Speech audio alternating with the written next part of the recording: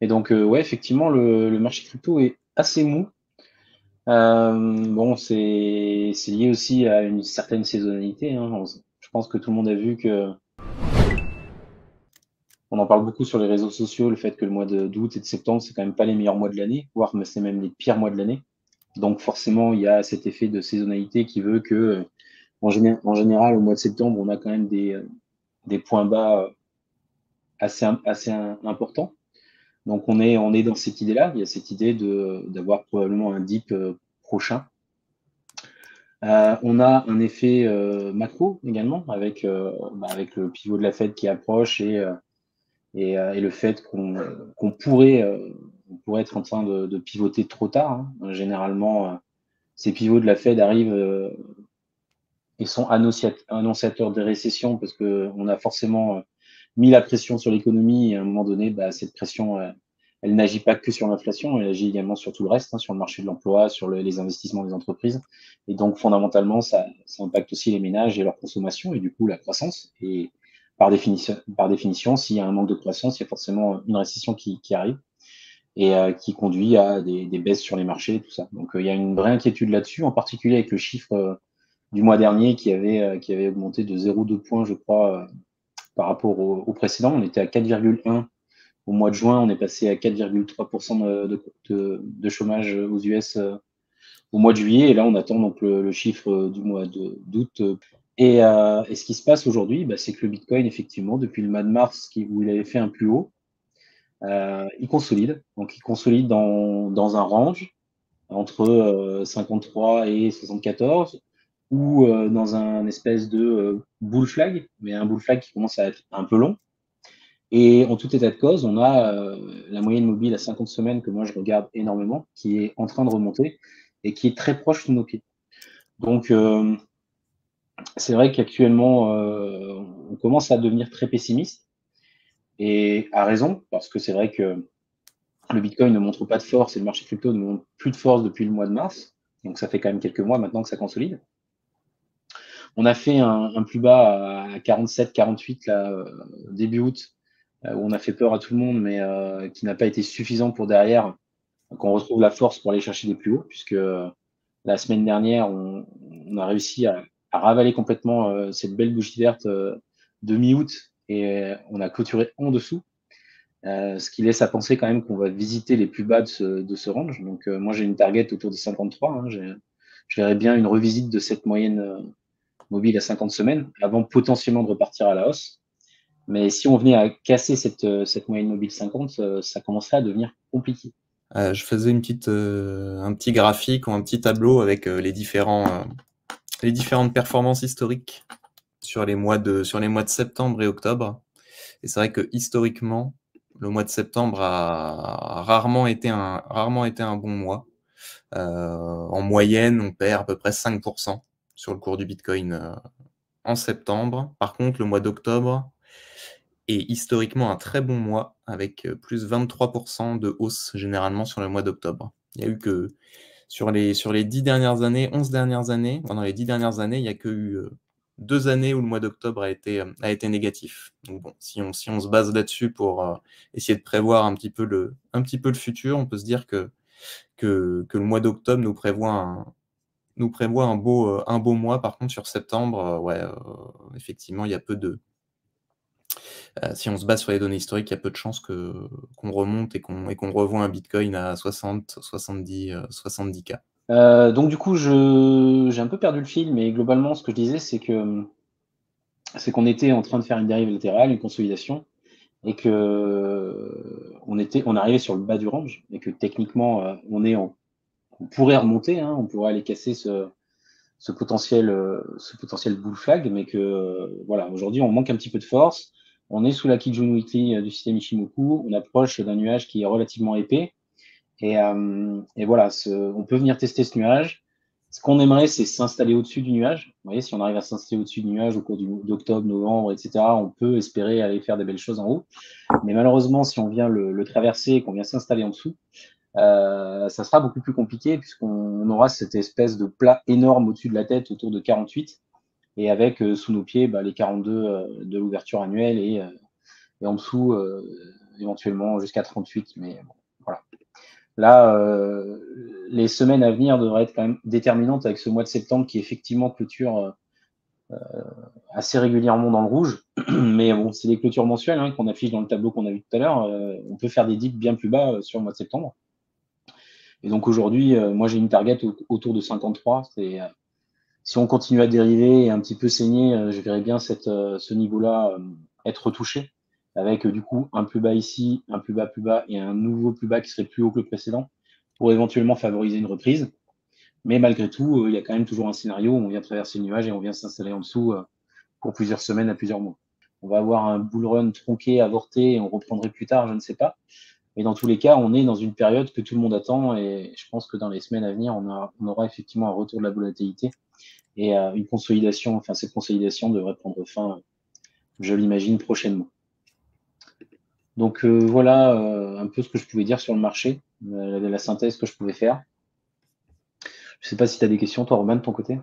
Bah là, ce qui s'est passé aussi ces derniers temps avec des rumeurs comme quoi Nvidia allait être assigné peut-être en justice pour donc la plainte n'a pas encore été déposée a priori par le gouvernement américain, mais il y aurait potentiellement une plainte qui serait en cours, et donc ça a fait quand même lourdement chuter le marché traditionnel. Nvidia qui a pris moins 10% en une journée. Le marché traditionnel, depuis le mois de janvier 2023, il est quand même très haussier et il anticipe le pivot. Donc on a eu jusqu'à 7 à 8 baisses de taux qui avaient été anticipées pour 2024. Et au final, on se retrouve avec potentiellement 2 à 3 baisses de taux et des discussions qui sont vraiment très vagues parce que on a même certains acteurs qui imaginent qu'on pourrait faire une grosse baisse de taux le 23 septembre, jusqu'à 1 point de baisse. Donc tu vois, tout est vraiment très flou actuellement sur le marché tradi et forcément ça a un impact sur les actifs les plus risqués qui ont paradoxalement haussé alors que finalement le cadre n'était pas favorable à des actifs risqués. Donc moi c'est un peu ce qui m'a perturbé toute cette année 2024, c'est que les actions et en particulier les grosses caps technologiques, dont Nvidia et l'IA, ont fait des performances assez impressionnantes dans un contexte qui n'était pas forcément favorable pour les actifs risqués. Et c'est maintenant que le pivot arrive et que globalement, on devrait pouvoir s'orienter vers plus de risques s'il n'y a pas de récession, parce que c'est toujours pareil. On va aller chercher du risque si la récession est évitée. Mais malgré tout, tu as peut-être 95% de chances qu'on arrive dans une récession au moment où on fait un pivot de la Fed, puisque historiquement, c'est ce qui s'est passé. Donc c'est vrai que c'est une situation qui est complexe. Mais ouais, globalement, aujourd'hui, on a la quasi-certitude qu'il y aura effectivement un début de baisse de taux le 23 septembre. Et ça avait été plus ou moins confirmé quand même par le discours de Jérôme Powell fin août. Et on a eu aussi d'ailleurs une petite chute de l'or au même moment, le 3 septembre, au moment du crash. Donc on a eu aussi une petite chute de quelques pourcents de l'or, qui généralement plutôt réagit de manière inverse lorsqu'on a des grosses chutes du marché traditionnel. Mais bon, au niveau de l'or, ça reste quand même plutôt haussier à long terme.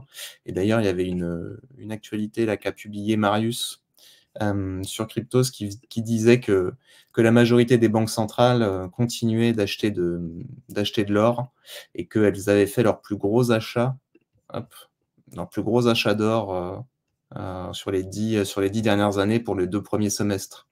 Donc là, pour jusqu'au mois de juin, les 6 premiers mois de l'année, depuis 10 ans, il y avait, les banques centrales n'avaient jamais autant acheté d'or. Donc avec tous les risques géopolitiques qui existent à l'heure actuelle, alors au Moyen-Orient, en Ukraine, Taïwan, etc. C'est vrai que les banques centrales ont l'air de se couvrir et je crois que c'était la Banque centrale de Pologne qui avait pour objectif d'atteindre 20 ou 25% de ses réserves en or. Ouais, on price un peu la récession. Hein. L'or, c'est quand même un actif qui est intéressant en cas de récession. C'est une réserve de valeur. On peut relancer le débat du Bitcoin, réserve de valeur ou non, mais c'est vrai que d'un point de vue macroéconomique, c'est un peu délicat. Je pense pas que l'adoption du Bitcoin d'un point de vue institutionnel et macro économique en soi arriver à un moment où on le considère comme une réserve de valeur réellement. Et donc, sur la réunion du 18 septembre, on a effectivement 57% qui estiment qu'on devrait baisser une fois les taux et 43% deux fois les taux. Si on arrive à, tu vois, à avoir une baisse des taux progressive et lente, on pourrait encore considérer que ça peut être sympa, enfin, ça peut être intéressant pour un soft landing, dans l'idée d'un soft landing. Mais si on venait à baisser trop rapidement, ça pourrait être inquiétant et inquiéter le marché parce qu'on pourrait considérer que la Fed baisse rapidement les taux parce qu'elle voit les risques récessifs arriver, tu vois. Donc, si on veut avoir une chance d'avoir un marché qui ne retrace pas profondément ou qui ne retrace pas suite à cette nouvelle, il serait préférable qu'on ait qu'une seule baisse de taux. Et pour poursuivre un petit peu sur les actus du moment, bon, on a eu la migration là, de Matic en Pol, donc de Polygon. Donc c'était hier, ça. Globalement, pour ceux qui ont des tokens sur le réseau Polygon, il y a pas grand-chose à faire, hein. C'est de manière automatique que c'est transféré. La seule action qu'il y a à faire, c'est si vous possédez du Matic sur Ethereum, où là, effectivement, il y a un endroit, il y a un portail sur lequel il faut faire la transition. On en a aussi entendu parler avec Cosmos et Osmosis là, ces derniers temps, parce qu'ils parlent d'une fusion. Ouais, j'ai vu passer ça hier. Hein. Je t'avoue que j'ai pas creusé. Entre Cosmos et Osmosis. Et pourquoi est-ce qu'ils fusionneraient? En fait, les personnes qui auraient des Osmos, donc le token de Osmosis, pourraient les transférer en atomes. Donc le token de Cosmos, de gouvernance. Pourquoi? Pour plusieurs raisons. Parce que notamment déjà, ils trouvent qu'il y a qu'il y a beaucoup de tokens différents dans le hub ou sur Cosmos de manière générale, que ça permettrait d'améliorer la liquidité, que Cosmos est déjà listé sur plein d'exchanges, ce qui n'est pas forcément le cas de Osmosis, que ça permet de regrouper les communautés, les développeurs. Et en fait, je pense qu'ils commencent à se rendre compte que le fait d'avoir plein de sous-communautés là-dedans complexifie peut-être un petit peu les choses par rapport à d'autres blockchains comme Solana, même si d'ailleurs Solana, ça pourrait changer prochainement. On va en parler juste après. D'ailleurs, Eigenlayer, on a des news, non? Parce que il me semble que ça devrait pas tarder maintenant la sortie du token. Ouais, là, Eigenlayer, il y a eu le second airdrop qui vient d'être annoncé. Là, si je dis pas de bêtises, je vais vous partager ça. Mais le second airdrop vient d'être annoncé. Le live, on pourra le claim le 17 septembre. Et de mémoire, il disait que ça devait être live en septembre aussi, hein, le protocole. Le protocole devait être live en septembre. Donc on va voir ce que ça va donner.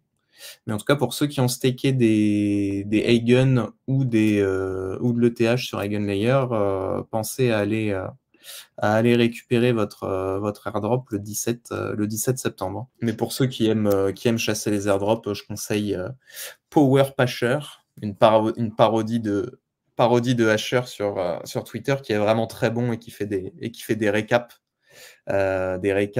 d'airdrop de lui, de ce qu'il fait lui pour chasser les airdrops. Et vraiment, je pense que c'est le meilleur sur Twitter actuellement. En plus, il est français, il écrit et il fait des posts en français, il est vraiment très bon. Et est-ce que le gars ressemble vraiment à Asher ou c'est une photo qu'il a retouchée? Parce que genre j'ai regardé les deux photos de profil, j'étais là, je fais mais en fait vraiment le mec ressemble beaucoup. Non, c'est une. Attends, je partage. Ah là, effectivement, il ressemble quand même beaucoup à Asher. Non, c'est un troll, évidemment. Mais il a rencontré Asher en vrai il n'y a pas longtemps. Il avait fait un. Bah tiens, voilà. Il est là son post. Où il faisait une petite photo avec Asher. Donc il a pu rencontrer le vrai. Et dernier sujet là autour des airdrops, pour ceux qui ont fait le Superfest de Jumper. Donc Jumper qui est un bridge. Et ils ont fait un Superfest. C'est-à-dire qu'en fait, avec Optimism, ils ont fait une sorte de compétition où il y avait plein de missions possibles pour découvrir alors des nouveaux protocoles ou des protocoles déjà existants, donc AV, Aerodrome, etc., sur plusieurs blockchains, donc sur Base, sur Mode, sur Optimism, sur Fractal, etc. Et donc, il faisait plein de quêtes là-dessus qui te donnaient le droit à des rétributions en OP, donc le token de la blockchain Optimism, et qui te donnaient des points d'expérience pour Jumper, pourquoi pas éventuellement un airdrop. Et donc, il y avait des bracelets. Il y avait des bracelets à mint. Pour ceux qui n'ont pas réussi à tous les mint, je vous conseille d'y retourner, parce que moi, quand j'y suis retourné, j'arrivais pas à les minter. Enfin, j'arrivais pas à minter le bracelet Optimism sur Galx, notamment. Et là, aujourd'hui, j'ai réussi à le minter directement sur Superfest et puis à mint le bracelet Mystery Box qui est disponible quand vous avez minté ces 4 bracelets-là. Donc allez y refaire un tour parce que vous allez pouvoir minter ça et peut-être que ça vous donnera le droit, qui sait, à un boost pour un éventuel airdrop d'Optimism, puisque je crois qu'il prévoit un nouvel airdrop là, Optimism, le 5e, si je dis pas de bêtises, prochainement. Et pourquoi pas un airdrop de Jumper. Ouais, Bano qui dit que Carpeles relance un exchange Mika. Alors il relance un truc en plus un peu plus complet, c'est à la fois un portefeuille, enfin il lance différents types d'entités. Bon, attends de voir ce que ça va donner. Mais d'ailleurs, si vous avez des questions en particulier à lui poser, n'hésitez pas à les mettre dans le chat, parce qu'on pourrait bien échanger avec lui, lui parler dans les prochains jours. Donc si vous avez des questions, n'hésitez pas. Et sinon, je ne sais pas si tu as suivi un petit peu Solana là, ces derniers temps. Il y a eu quelques petites choses autour de Solana. Alors déjà, je voulais vous partager ça. Ce n'est pas un conseil en investissement, évidemment. Mais sur les 3 dernières années, ça a toujours été profitable d'acheter du Solana 10 jours avant la conférence Solana Breakpoint. Et là, la conférence Solana Breakpoint, elle est le 20 septembre. Donc peut-être une bonne idée de racheter un petit peu de sol. Là. Enfin, en tout cas, sur les 3 dernières années, je crois qu'ils avaient fait quelques annonces, etc., et que ça avait pas mal pump à chaque fois. Ouais. Donc, est-ce que on dit jamais 203, mais est-ce que là, ça sera jamais 304? On va voir. Ouais. Et sinon, un peu plus sérieusement, il y a quand même pas mal de discussions en ce moment autour de Solana et du fait qu'on passe d'une chaîne monolithique à une chaîne modulaire, puisque de base, Solana, enfin tout le processus de Solana est fait sur la blockchain Solana. Alors que sur les blockchains modulaires, les différentes couches vont être séparées pour certaines, le consensus, la data availability, etc. Donc un peu ce que veut faire notamment ce que fait Ethereum.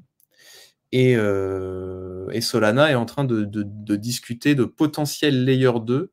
Alors eux, ils appellent pas ça layer 2, ils appellent ça des comment est-ce qu'ils appellent ça? Des network extensions. Donc potentiellement, il se pourrait qu'il y ait des layer 2 qui soient lancés sur Solana. Enfin, en tout cas, c'est en discussion entre la communauté. Moi, je vois pas trop l'intérêt de faire ça, puisque le réseau, en termes de frais, en termes de congestion, alors j'ai pas regardé là récemment, mais j'ai pas l'impression que le réseau Solana soit tant congestionné que ça. Après, si on veut passer à l'échelle et s'ils veulent avoir des applications qui fassent des centaines, des milliers de transactions à la seconde, est-ce que ça sera aussi nécessaire? Je sais pas. Mais après, le risque pour moi, c'est que ça devienne un peu un Ethereum bis et que tout se fragmente et que le token Sol et que Solana en pâtisse, puisque leur narratif était quand même une seule chaîne avec des transactions par seconde ultra rapides. Et actuellement, d'ailleurs, on voit que les frais de transaction sur Ethereum sont extrêmement faibles. Et que au final, Ethereum est même redevenu inflationniste, tellement il y a peu de transactions qui sont effectuées sur le réseau à l'heure actuelle. Ouais. Mais bon. En fait, je regardais un petit peu ça, c'est qu'il y a quand même Helium le projet Helium, je sais pas si ça te parle, tu sais, ils font un réseau, Oui, t'installes des boîtiers chez toi et comme ça, tu peux avoir un réseau 3, enfin 5G partout dans le monde, quoi, quasiment. ouais, et tu es Euh, rémunéré en fonction des gens qui se connectent à ton boîtier. Exactement, ouais. Et d'ailleurs, ça performe plutôt pas mal, bah, c'est dans la narrative d'Epine. Et Ouais, les performances sont plutôt bonnes. Et là, il se pourrait qu'il y ait des besoins aussi là-dessus d'énormément de transactions, que ça fasse énormément de transactions à la seconde ou autre. Imaginons que ce soit développé à grande échelle. Et puis là, il donnait quelques autres exemples avec aussi des marchés de prédiction, un peu concurrents de ce que peut faire Polymarket sur Polygon. Bah, on a Drift aussi qui a lancé son propre marché de prédiction sur Solana. Est-ce que ça pourrait générer des dizaines, centaines, des milliers de transactions aussi dans la minute ou par heure? Ce genre de choses-là. Donc, il commence à réfléchir aussi à peut-être le futur en fonction de toutes ces applications-là qui aussi auraient des fois des spécificités, auraient des besoins spécifiques que ne permettent pas de subvenir, enfin que le réseau de base de Solana ne permette pas de subvenir. Alors là, ça me dépasse un petit peu techniquement, mais tout ce qui est gasless transaction, de la vie privée, de la vérification de signature, des politiques aussi de compte pour lutter contre la MEV, donc la maximal extraable value, c'est ce que c'est des mineurs qui peuvent réorganiser un petit peu les blocs comme ils veulent pour faire passer des transactions devant les autres, pour aller, on va dire, gagner un peu plus d'argent, ce genre de choses-là. Donc il y a des besoins techniques a priori qui pourraient aussi nécessiter ce genre de modification-là. il y a une news apparemment qui est passée sur Avalanche. J'ai cru comprendre que les subnets allaient devenir des layer 1. Et j'ai vu passer ça, j'ai pas creusé plus que ça. Est-ce que tu as vu passer ça, toi? Ah non, j'ai pas vu passer, mais j'avoue qu'Avalanche, je suis très peu ce qui se passe sur Avalanche. Mais peut-être que je devrais me focaliser un peu plus dessus parce qu'il y a l'air d'avoir quand même de l'intérêt de la part d'institutionnels ou en tout cas d'entreprises qui développent quand même certaines choses dessus. Parce que ça a l'air d'être enfin, pas forcément simple, mais les outils qu'ils proposent ont l'air quand même d'être assez utiles pour développer des choses auprès des pros et des entreprises. Et en attendant, je voulais vous partager un petit truc pour ceux qui sont sur Paris ou dans les environs. Il va y avoir un film sur Vitalik qui sort et qui sera diffusé au Grand Rex le 18 septembre à 20h. Et donc, c'est un film qui retrace un peu la vie de Vitalik. Donc, je vais peut-être prendre une place, moi, pour aller le voir. Donc, si jamais il y en a qui sont dans le coin, n'hésitez pas à prendre votre place et à nous le dire. Comme ça, on pourra aller le voir ensemble. Eh ben, écoutez, je pense qu'on a fait un bon petit tour. Ça va être l'heure d'aller manger. Ça me va bien, j'ai faim. Donc, bon appétit, puis bonne journée, puis à la semaine prochaine. Ciao, ciao tout le monde! Salut! Allez, salut Coban. Ciao.